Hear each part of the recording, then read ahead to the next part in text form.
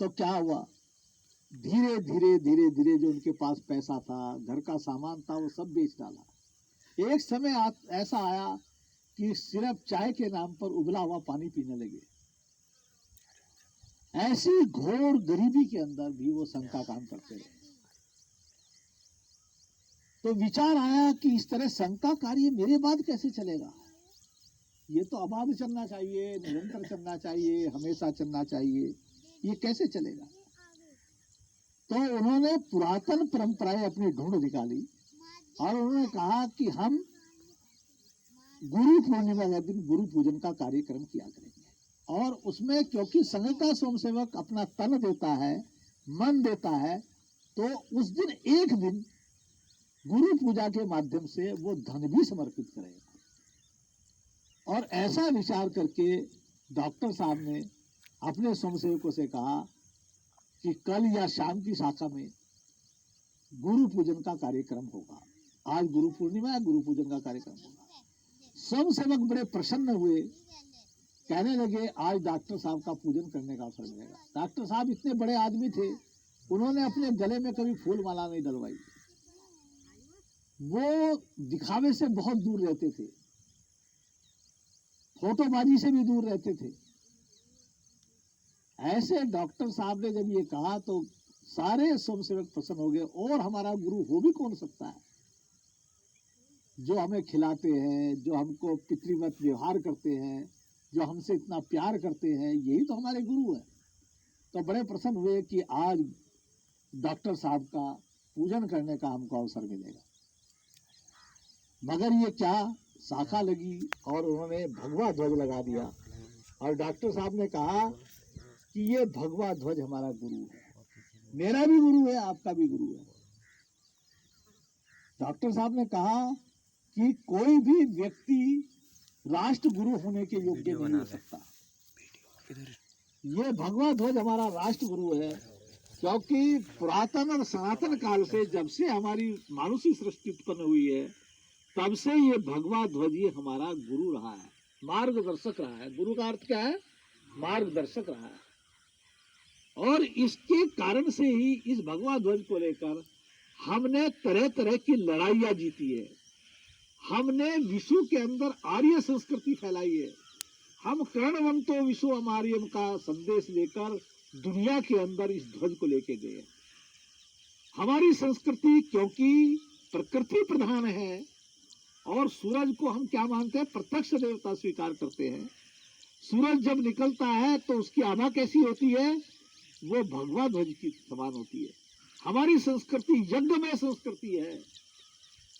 हम यज्ञ यानी त्याग संस्कृति है। जब यज्ञ करते हैं तो हम कहते हैं इदम नमम, इदम राष्ट्राय स्वाहा, इदम नमम। ये सब राष्ट्र के लिए स्वाहा है, इसमें मेरा कुछ भी नहीं है।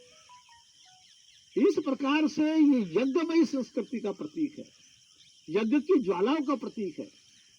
और उन्होंने बताया कि ये अखंड भारत का नक्शा है। क्या है ये, भारत का नक्शा है, मानचित्र है।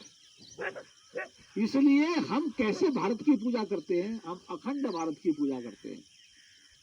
दुनिया के अंदर कोई भी बताइए, कहीं कोई खंडित मूर्ति की पूजा होती है क्या? जो मूर्ति खंडित हो जाती है उसको क्या करते हैं, गंगा जल में प्रवाह कर देते हैं, उसकी जगह दूसरी नई मूर्ति रख देते हैं। तो इसके अंदर ये भी हमारी खंडित भारत की मूर्ति की हम पूजा कर रहे हैं, ये उचित नहीं है। ये अखंड भारत का नक्शा है, अखंड भारत की हम पूजा करते हैं। हमारे मन के अंदर वो रहना चाहिए कि हम भारत को अखंड करेंगे। अंतिम काल चल रहा था, सावरकर जी बीमार थे, सब नेतागण उनसे मिलने के लिए गए, अटल बिहारी वाजपेयी वगैरह कई लोग गए। उन्होंने कहा नहीं नहीं आप जीवित रह जाओगे। देखो मेरे जीवित रहने का कोई अर्थ नहीं रहा, सावरकर जी कहने लगे। सन 65 के आसपास, 66 के आसपास की बात रही होगी। उन्होंने कहा क्या मतलब? उसने कहा कि मैं जीवित रह सकता हूं और 20 साल जिंदा रह सकता हूं। आप सब लोग ये वादा करें कि हम 20 सालों के अंदर भारत को अखंडित कर देंगे। कोई भी व्यक्ति उनमें से कह नहीं पाया और वे प्राण पखेरु उड़ गए उनके, वो चले गए, इस लोक को प्रस्थान कर गए। वास्तव में ऐसे ऐसे लोगों के कारण से ही ये भारत अखंडित होने वाला है। अभी एक काल चल रहा है, कहते हैं कि ये हमारा राष्ट्र का ध्वज है, राष्ट्रीय ध्वज है, तो फिर भाई वो तिरंगा ध्वज क्या है? कांग्रेस ने जब कहा कि देश आजाद हो जाएगा तो आजाद देश का ध्वज क्या होगा, इसके लिए एक झंडा समिति बनाई थी और उस झंडा समिति ने सर्वसम्मति से निर्णय दिया था कि भगवा ध्वज ही भारत का राष्ट्रीय ध्वज होगा। मगर फिर कांग्रेस ने जो चाल चली, ईसाइयों के और मुस्लिम तुष्टीकरण के कारण से दो रंग उसके अंदर जोड़ दिए गए और तिरंगा बना दिया गया। हम तिरंगे का भी सम्मान करते हैं, मगर तिरंगा झंडा वो राष्ट्र का ध्वज नहीं है, क्योंकि उसके अंदर उतनी जो संस्कारित चीजें हैं वो उतना संस्कार नहीं दे पाता। यह राष्ट्रीय ध्वज, क्योंकि इसके अंदर हमने प्राण प्रतिष्ठा की है। कहते हैं एक गांव में दो मंदिर थे, एक नया मंदिर था, बहुत सुंदर मंदिर था, उसका कलश बड़ा सुंदर बना हुआ था। एक मंदिर बड़ा पुराना मंदिर था, लोग आते थे तो जल चढ़ाने के लिए पुराने मंदिर में जाते थे और चले आते थे। कुछ लोगों ने, मेरे जैसा व्यक्ति बैठा होगा, उसने कहा इतना सुंदर मंदिर बनाया है, इस मंदिर के अंदर भगवान की पूजा करने आप नहीं जा रहे हैं, आप इस पुराने मंदिर को पूज रहे हैं। तो उन व्यक्तियों ने जो उत्तर दिया वो समसामयिक उत्तर है, उसको हमको समझना चाहिए। उन्होंने कहा कि ये जो पुराना मंदिर के अंदर जो मूर्ति रखी है, इसके अंदर हमने प्राण प्रतिष्ठा की है, और अभी नया मंदिर जो है इसके अंदर प्राण प्रतिष्ठा नहीं हुई है, इसलिए उसी मंदिर को पूजनीय माना जाता है, उसी मूर्ति को पूजनीय मानी जाती है जिसके अंदर प्राण प्रतिष्ठा की हुई होती है। और वो प्राण प्रतिष्ठा हमने किस ध्वज में की है? प्राण प्रतिष्ठा हमने अपने भगवे ध्वज में की है। लाखों करोड़ों लोगों ने इसके लिए बलिदान दिया है और इसको जीवित रखा है। मुसलमानों के काल में जब आगरा के अंदर या लाल किले के ऊपर कौन सा मुगलों का ध्वज फहराया जाता था, तो क्या हमने अपने मंदिर के ऊपर मुगलों का ध्वज फहराया? नहीं फहराया। ये हमारा इसलिए राष्ट्रीय ध्वज है और इसके माध्यम से ये गुरु की परंपरा शुरू की गई संघ के अंदर। और उस दिन गुरु दक्षिणा की सब लोगों ने, और उससे चल निकला ये खर्च का, जिससे खर्च संघ का चलना शुरू हुआ।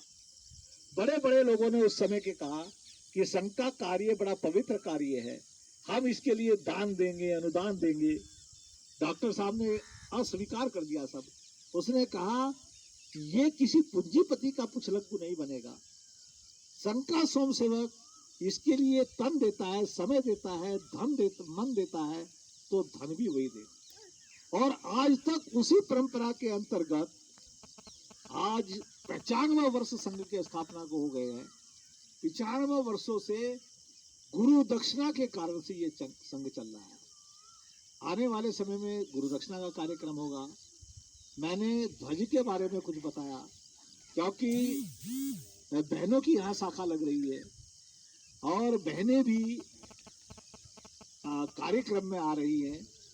और आज बहनों के, भाई साहब ने कहा था, घनश्याम जी ने, कि बहनों की शाखा का भी ध्वज प्रदान होना चाहिए, तो आज उनका भी कार्यक्रम है। इसलिए ध्वज का महत्व समझ में बताया आना चाहिए कि ध्वज का क्या महत्व है और इससे हम प्रेरणा करके किस प्रकार प्राप्त करते हैं। अब रही राष्ट्र सेविका समिति की बात, थोड़ा सा उसके बारे में बताएंगे। राष्ट्र सेविका समिति की स्थापना लक्ष्मीबाई केलकर ने, जिन्हें मौसी जी के नाम से जाना जाता था, परम पूज्य डॉक्टर साहब की प्रेरणा से 1936 में उन्होंने वर्धा में इसकी स्थापना की। आज 84 वर्ष बैठते हैं, 84 वर्ष चलते हुए हो गया है। और उन्होंने वन विभाग कार्यक्रम, कंप्यूटर शिक्षा, इसके अलावा बहुत सारी, आज भारतवर्ष में 5000 के करीब जो है राष्ट्र सेविका समिति की शाखाएं लगती है और उनका पूरा एक तंत्र है, समानांतर तंत्र है। वो कोई राष्ट्रीय स्वयंसेवक संघ के अंतर्गत नहीं है। राष्ट्रीय स्वयंसेवक संघ उनके लिए सहयोग करता है और वो राष्ट्रीय स्वयंसेवक संघ के लिए सहयोग करती है, मगर दोनों का काम समानांतर है, ये समझ लेना चाहिए। और राष्ट्रीय सेविका समिति की समय समय पर यहाँ बहनें आती रहेंगी आपके बीच और वही आपके कार्यक्रम को देखेंगी, ऐसा मुझे विश्वास है।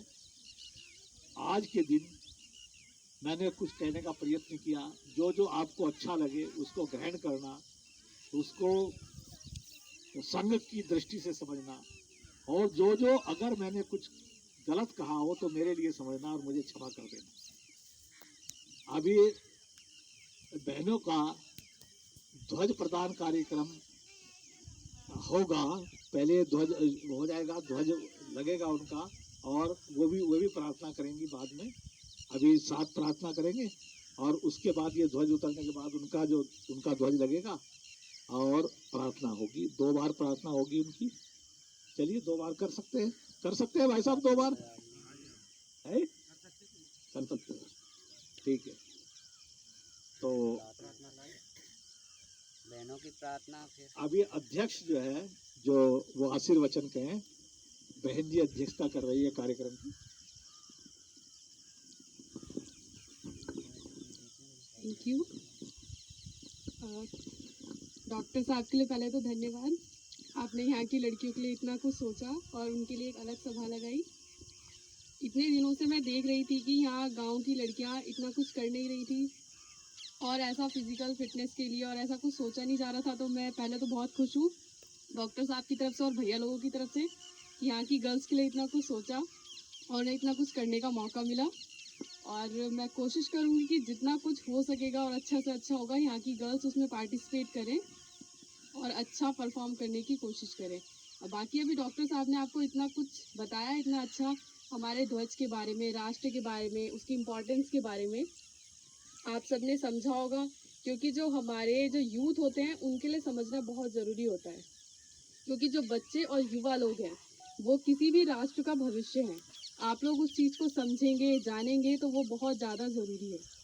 मैं कोशिश करूँगी कि उम्मीद करूँगी आपसे आपने बहुत ज़्यादा इसको समझा होगा, ध्यान से सुना होगा, और आप लोगों से बहुत अच्छी उम्मीद रखूँगी कि आप अच्छा काम करेंगे इसमें। Thank you.